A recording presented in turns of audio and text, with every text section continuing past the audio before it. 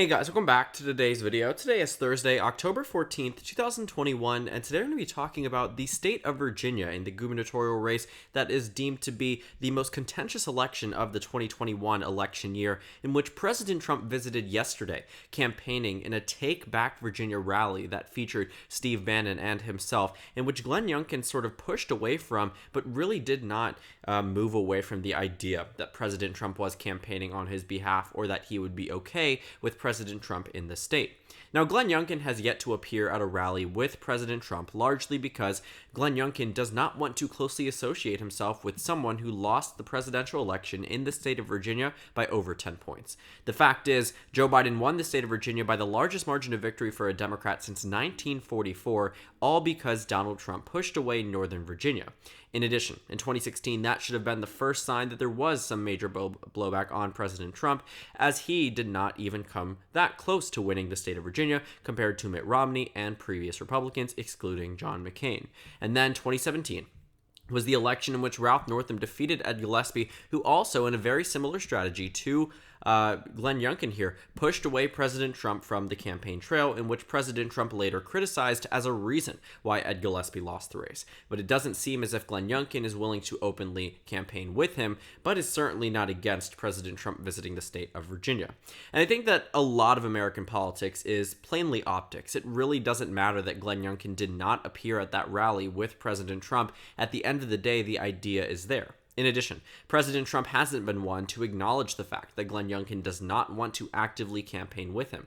President Trump endorsed Glenn Youngkin not once, twice, three times, but in fact 4 times in total, sending out multiple reports saying that Glenn Youngkin would, quote, make Virginia great again.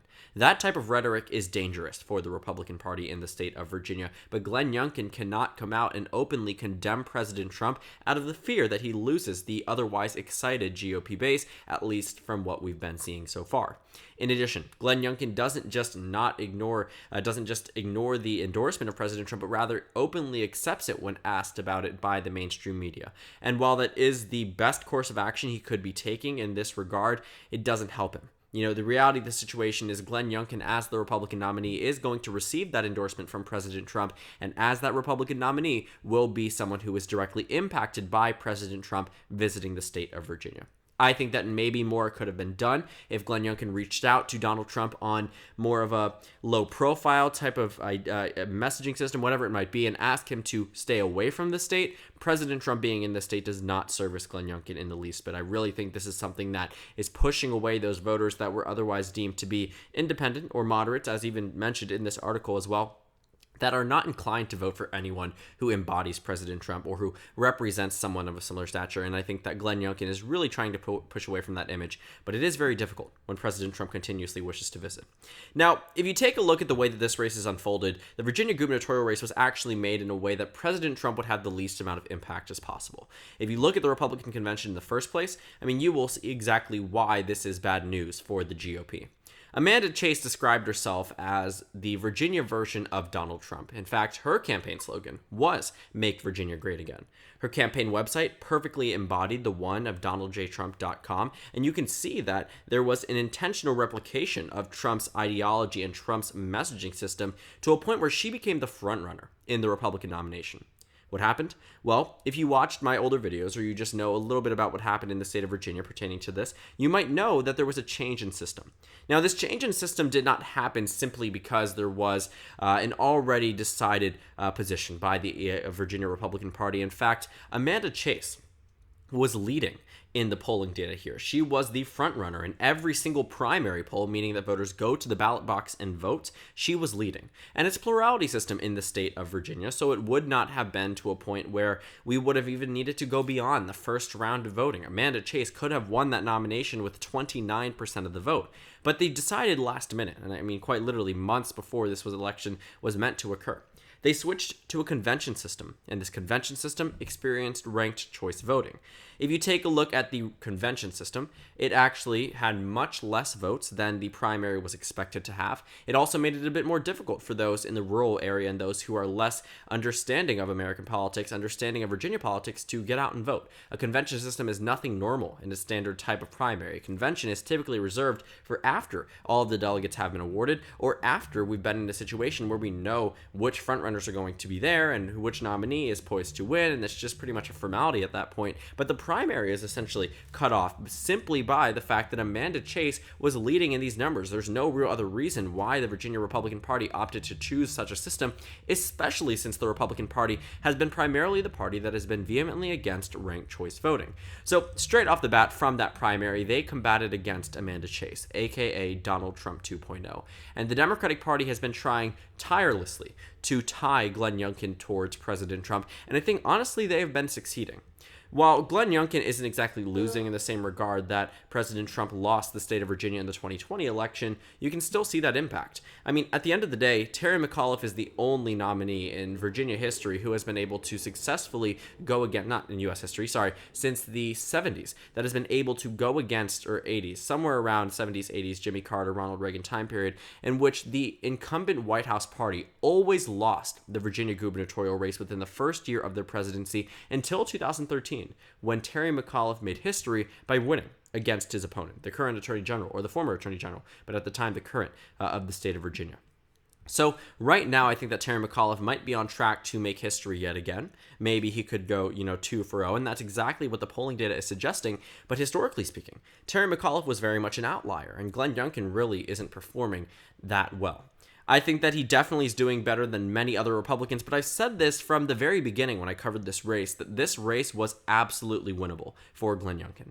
In fact, some of the recent narrowing of the polling data might still suggest that the race is entirely winnable. But with nearly 3 weeks, I think, until the election, actually just around 2 weeks until the election, things might be getting narrower, but at the end of the day, Terry McAuliffe is maintaining a lead. And Virginia sometimes overestimates Democrats and sometimes underestimates Democrats. But it really doesn't matter. When you look at these averages, Terry McAuliffe is in a pretty okay position. Of course, an upset can still happen, but it makes it much less likely as we still see a Terry McAuliffe lead this late into the game. Again, Glenn Youngkin could have won this race, but was clouded by a number of accusations in terms of the way that he stands on abortion rights, in terms of the way that he stands on vaccine mandates, which were later clarified at debates, and he took the standard Republican position. But at the end of the day, these are positions that are still not popular amongst the state of Virginia. Allowing people to choose whether or not they get the vaccine in a public school setting, it is a popular choice to decide that vaccines must be required once all students are eligible to get the COVID-19 vaccine. Glenn Youngkin disagrees with that point. In terms of abortion access, the overwhelming majority of the state of Virginia supports that Roe v. Wade decision from the 1970s and continues to support a woman's right to choose, and Glenn Youngkin does not. And I think that everything that is really pitted against Glenn Youngkin was the fault of his own campaign, and primarily due to the fact that Donald Trump has yet to remove himself from this race. And this rally from yesterday does not help him at all. I think that President Trump really is trying to involve himself in the race so he can take credit if Glenn Youngkin decides to end up, if Glenn Youngkin ends up winning this race. He can say that Glenn Youngkin only won because I personally involved myself in this race. This is the difference between Ed Gillespie and Glenn Youngkin. I mean, Donald Trump also has been talking about Ed Gillespie for quite some time beyond 2017 and 2019, randomly out of nowhere, Donald Trump mentioned Ed Gillespie in reference to Ralph Northam's blackface scandal. So I think that Donald Trump certainly has this type of resentment for Ed Gillespie, at least in a slight bit, due to the fact that he really did not want President Trump down in that state. And I think President Trump is really trying to push away from this idea that he is detrimental to Republican campaigns and is riding on this idea that if Glenn Youngkin wins, he can take credit for it. But, if anything, he is taking away from the possibility that Glenn Youngkin can win. I understand his idea that he wants to remain involved. It looks as if he is going to run for president, him referring to Donald Trump. He is going to be running for president in 2024, which is something that we definitely could have predicted less than a year ago. But at the same time, to remain politically involved and prove to be detrimental to candidates is something that would ultimately hurt your chances of winning the election again. And no way would I describe this as a race that can be won by Donald Trump helping Glenn Youngkin. The race needs to be won by this more moderate, more independent Republican/conservative, and even though he may have some similar views as Donald Trump, he certainly is not a Virginia Donald Trump. That's why he was practically handpicked by the Virginia Republican Party. But again, optics are everything. The association between Trump and Youngkin is everything. When Terry McAuliffe sent out those mailers that used Trump-style text, font, messaging to campaign on behalf of Glenn Youngkin. It sounds weird. You can do a little bit of research in it. It is a very fascinating campaign tactic. It's a very similar to one if you watch the South Carolina Senate race in 2020 when Jamie Harrison sent out ads saying that Lindsey Graham wasn't conservative enough in an effort to push away some of those voters to the Constitution candidate in the state of South Carolina. But Terry McAuliffe's mailers associating Youngkin and Trump are proving to be at least moderately effective. In addition, this rhetoric may not be as effective as it was back in 2017, but is going to work, at least how it seems right now. The Virginia average has Terry McAuliffe up 3.3%. Fox News says 5, Emerson says 1. But none of these polls in the recent 4 say that Terry McAuliffe is going to lose this race. It goes from anywhere from 1 to 5. This is not the worst position for Terry McAuliffe to be in. In addition, if you take a look at some of these other polls, the ones that do show the Republicans ahead, either they were done a little bit further past in the past time period, you're talking early September or late August. One of them are Republican internal, and the other one was done by the University of Mary Washington, which actually showed that amongst adults, Terry McAuliffe wins by 5, and amongst registered voters, he wins by 5 as well. The only group in which Terry McAuliffe loses, according to the University of Mary Washington, and no other poll does this agree, he only loses amongst the standard voting group that is considered to be likely voters, which typically skews in favor of Republicans, in favor of white voters simply because they do vote at the highest rate, but there is no indication that 2021 is going to be a year in which registered voters do not turn out at a good level. I think that there is still a very high level of political excitement on both political parties. We are not going to see 2020 level turnout, but we are probably going to see higher than 2013, which was also a year in which the Democrats won the Virginia governor's race. So all around, I think that as the race comes down to an end, and as Terry McAuliffe and Glenn Youngkin make their final pitches to the state of Virginia, Donald Trump is proving to be a detriment to Glenn Youngkin in every regard. Whether it's the Democratic Party closely associating it to them, or them together, whether it's the countless endorsements that President Trump has given Glenn Youngkin, whether it's the hot seat questions that Glenn Youngkin has received by the press in the state of Virginia and on the national level pertaining to President Trump, and this Take Back Virginia rally. When people are reminded of President Trump, they are angry, especially in a state like Virginia. It would be an entirely different situation if Donald Trump was campaigning on behalf of Herschel Walker in Georgia, even though it's technically a blue state by the 2 Democratic senators and the Georgia victory for Joe Biden in the presidential election. You still understand that the state is absolutely competitive. The Senate races were decided by 2 points or less, and the presidential race was decided by less than 1/4 percentage point. So for President Trump to visit Georgia, I mean, it makes sense. Just slightly less Democratic enthusiasm could bring Georgia to being a red state again. Same case for the state of Arizona. You could even go so far as to argue that for Wisconsin, Michigan, Pennsylvania, Nevada, all states that were decided by 3 points or less.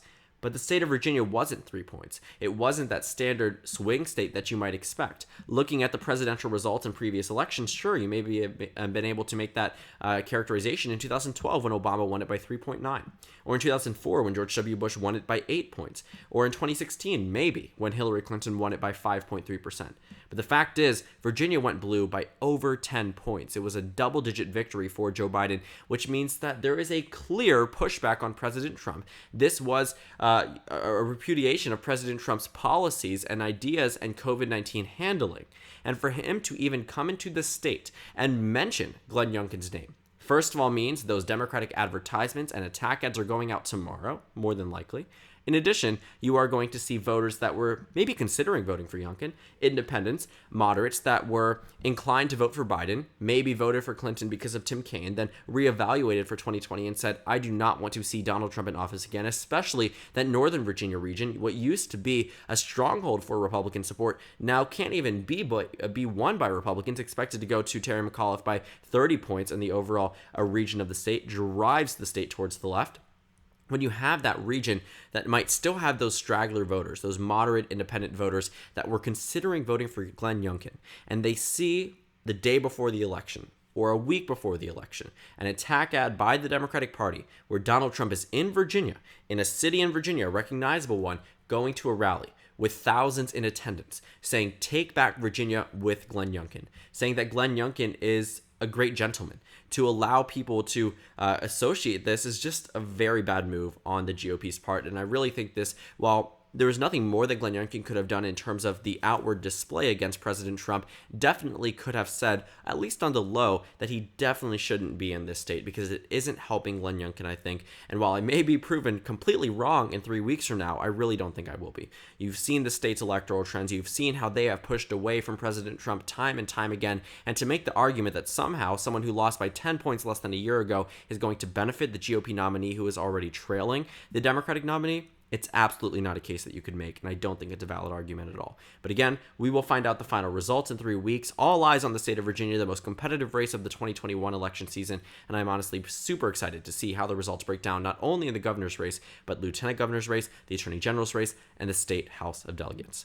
So thank you guys so much for watching this video. Make sure to comment down suggestions below. Subscribe on the left if you haven't already, and check out the Instagram and Twitter. At the bottom left of the screen, there's also a Discord server for you to go ahead and join. On the screen, there's a video you can watch, and then a playlist for my 2021 election analysis videos. Again, thank you guys so much for watching, and I will see you all tomorrow.